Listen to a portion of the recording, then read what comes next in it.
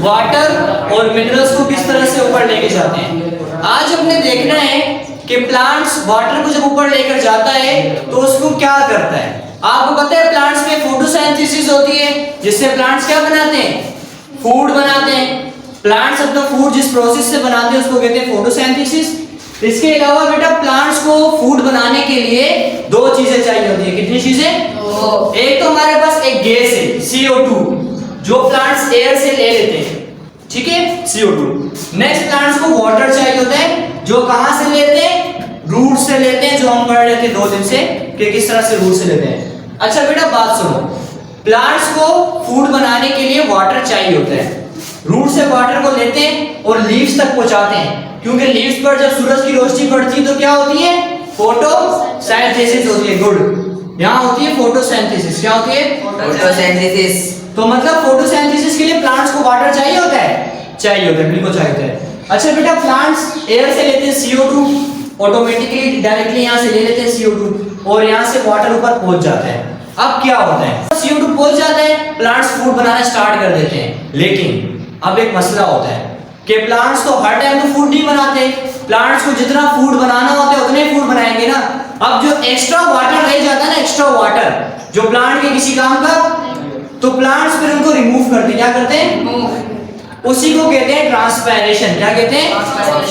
अब बेटा होता क्या है, वाटर जो रिमूव होता है वो in the form of vapours. किस फॉर्म में रिमूव होता है? वेपर्स की फॉर्म में। अभी तक मैंने क्या बताया, प्लांट्स को फूड बनाने के लिए वाटर चाहिए होता है, लेकिन जब एक्स्ट्रा पानी आ जाता है तो प्लांट्स क्या करते हैं, उसको अपनी बॉडी से रिमूव कर देते हैं। Removal of water in the form of vapours, removal of water in the form of vapours is called transpiration. What is transpiration? Removal. What is the meaning of removal? बाहर निकल जाना, excrete हो जाना। Removal of water, water का remove होना, क्योंकि अब इस्तेमाल नहीं हो रहा, एक्स्ट्रा आ गया ना। तो removal of water in the form of vapours. What the meaning of vapours? आप जब देखते हो, आप जो पानी उबालने के लिए रखते हो, कुछ टाइम बाद जब पानी उबल जाता है तो ऊपर गैस आने लग जाती है, वेपर्स उसको कहते हैं। तो प्लांट से वाटर भी रिमूव होते हैं in the form of vapours. ठीक है, यहाँ तक कोई मसला? अच्छा एक और चीज, हमारे पास जो पत्ते होते हैं ना, लीव्स, इनको अगर प्लांट्स के पत्तों को उल्टा करें और माइक्रोस्कोप में देखें तो पत्तों के नीचे छोटे छोटे से पोर्स होते हैं, छोटे छोटे से होल्स होते हैं। इन होल्स को हम कहते हैं स्टोमेटा। क्या कहते हैं? स्टोमेटा। ये जो प्लांट्स में से वाटर बाहर जा रहा है ना बॉडी से बाहर, जो ट्रांसपायरेशन हो रही है, ये किसकी मदद से होती है? स्टोमेटा की मदद से होती है। इसका स्ट्रक्चर हमने आगे पढ़ना है। तो अभी तक हमने क्या देखा? Transpiration, removal of water in the form of vapours. अच्छा स्टोमेटा क्या होता है बेटा? ये पोर्स होते हैं जो कहां पर पाए जाते हैं? लीव्स पर पाए जाते हैं। यहां तक कोई मसला? यहां तक कोई मसला नहीं है। स्टोमेटा क्या होते हैं? छोटे छोटे से होल्स होते हैं। अच्छा स्टोमेटा की बुनियाद पर 3 टाइप्स के प्लांट्स पाए जाते हैं। स्टोमेटा की बुनियाद पर 3 टाइप्स के प्लांट्स पाए जाते हैं। पहली टाइप इसकी हमारे पास है बायफेशियल। पहली कौन सी है? बायफेशियल। बायफेशियल ऐसे प्लांट्स को कहते हैं जिनके स्टोमेटा किस साइड पर पाए जाते हैं? लोअर साइड पर। जो पत्ता होता है ना, पत्ता, उसके नीचे वाली साइड पर स्टोमेटा अगर पाए जाए तो इन प्लांट्स को हम क्या कहते हैं बेटा? बायफेशियल। क्या कहते हैं?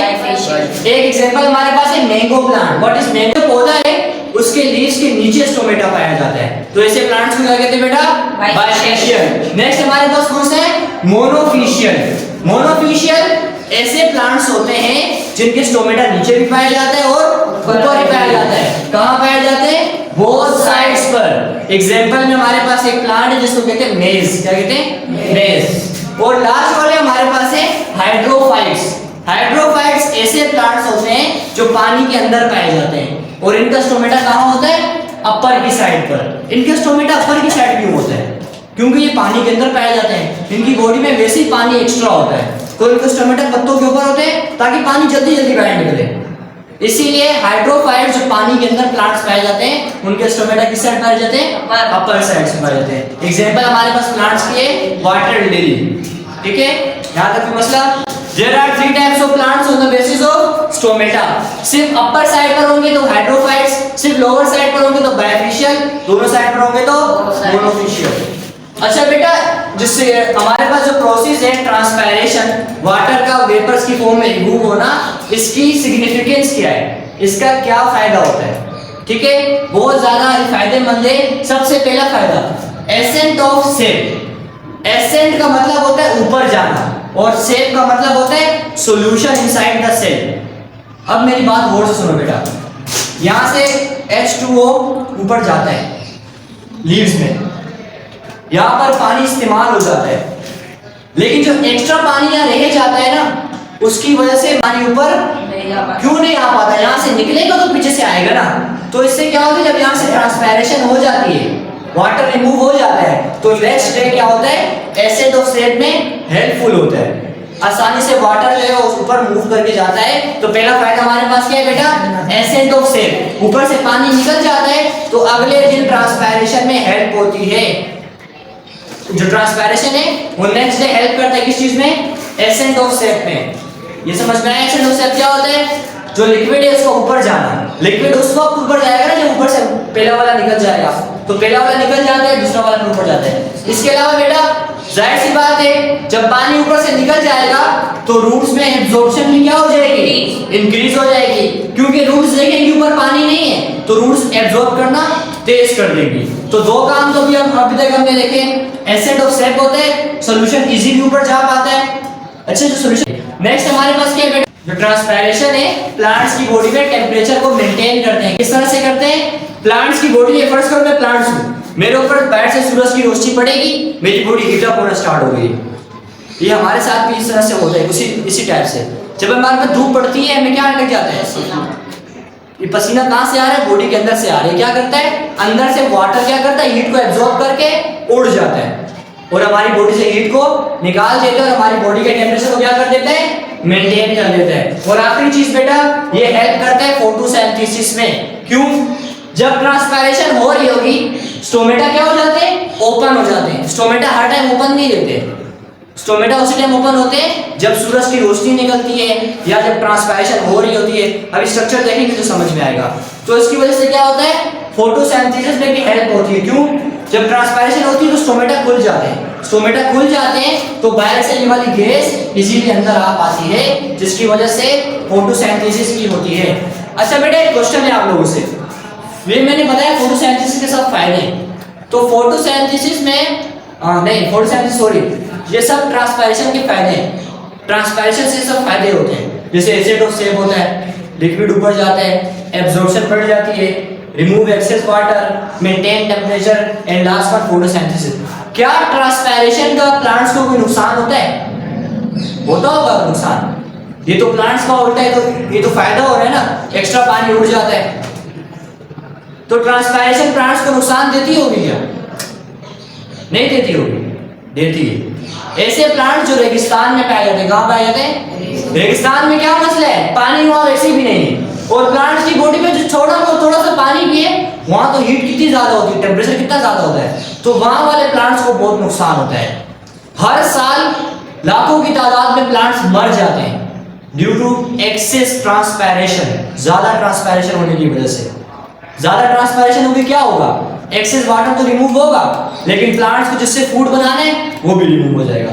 रिमूव हो जाएगा, प्लांट्स फूड नहीं बना पाएंगे, प्लांट्स क्या हो जाएंगे, मर जाएंगे। तो लास्ट में हमने क्या देखा, जैसे ट्रांसपायरेशन फायदा देती है, इस तरह ट्रांसपायरेशन का नुकसान भी होता है। एक्सेस पानी निकल जाता है, प्लांट्स फूड कहां से बनाए, तो ऐसे प्लांट्स को नुकसान होता है जो कहां पाए जाते हैं, रेगिस्तान वगैरह में पाए जाते हैं। यहां तक कोई मतलब? What is factors affecting transpiration, ऐसी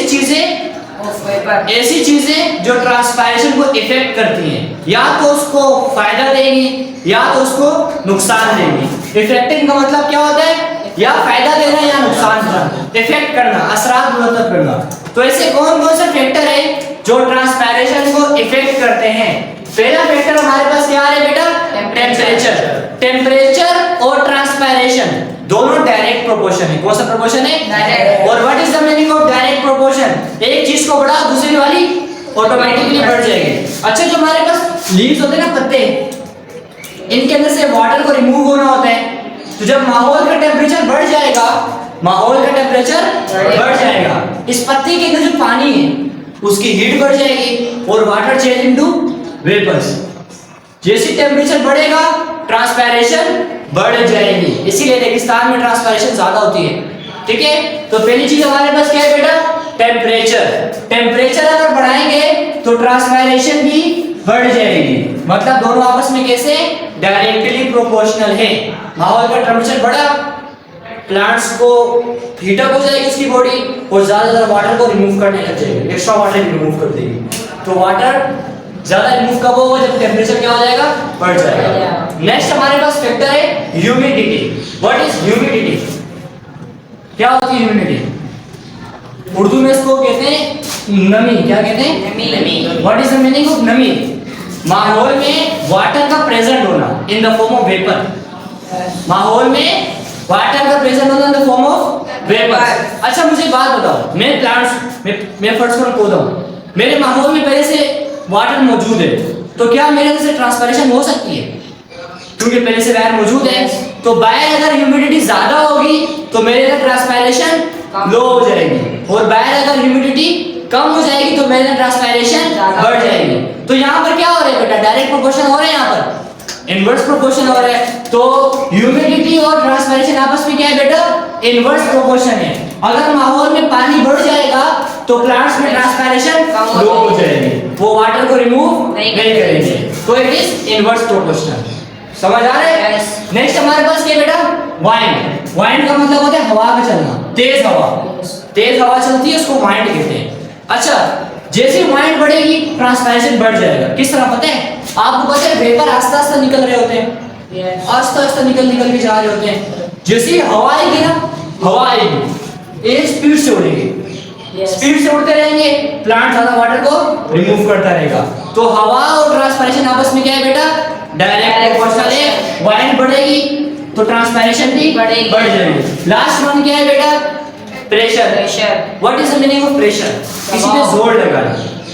ठीक है, अगर माहौल इस पर प्रेशर ज्यादा लगाएगा, एटमॉस्फेयर मतलब माहौल का प्रेशर, अगर माहौल प्रेशर ज्यादा लगाएगा तो ये ट्रांसपैरेशन नहीं कर सकेगा। क्यों? प्रेशर किस तरीके से लगाएगा? अच्छा, जो प्रेशर इसका फार्मूला क्या है, फोर्स अपॉन एरिया। हमारे माहौल में हवा है, जो हमारा माहौल है ना, एटमॉस्फेयर है, वो क्या लगाती है, फोर्स लगाती है। हमारे ऊपर ही फोर्स लगती है, हमारी बॉडी में फोर्स लग रही है। क्या लगा रही है? फोर्स। और कहां पर लगाएगी? इस एरिया पे। जिस एरिया पे फोर्स लगाई जाए वहां क्या पैदा हो जाता है? प्रेशर पैदा हो जाता है। तो जब माहौल प्रेशर ज्यादा लगाएगा, उस प्लांट के ऊपर प्रेशर ज्यादा होगा तो वाटर को रिमूव नहीं कर पाएगा वो। तो जब प्रेशर बढ़ेगा ट्रांसपैरेशन क्या हो जाएगी, बढ़ जाएगी, कम हो जाएगी, कम हो जाएगी। तो ये भी क्या है बेटा, इनवर्स प्रोपोर्शन है। प्रेशर बढ़ेगा तो वाटर कम हो जाएगा, बाहर नहीं आ पाएगा। ये बिल्कुल इसी जैसे है कि अब ये प्लांट है, मैं उसके ऊपर प्रेशर डाल दूं तो अंदर से पानी को कैसे बाहर निकालेगा, वो नहीं निकाल सकेगा। तो चार फैक्टर्स हैं जो ट्रांसपैरेशन को इफेक्ट करते हैं। पहला है temperature. Temperature is directly proportional to transpiration. Temperature बढ़ाओ ट्रांसपैरेशन बढ़ जाएगी। नेक्स्ट हमारे पास है ह्यूमिडिटी। अगर ह्यूमिडिटी बढ़ा दी जाए तो ट्रांसपैरेशन लो हो जाती है। क्यों? माहौल में पहले से पानी मौजूद है। और लास्ट वन हमारे पास, इसके बाद नेक्स्ट हमारे पास वाइंड, हवा।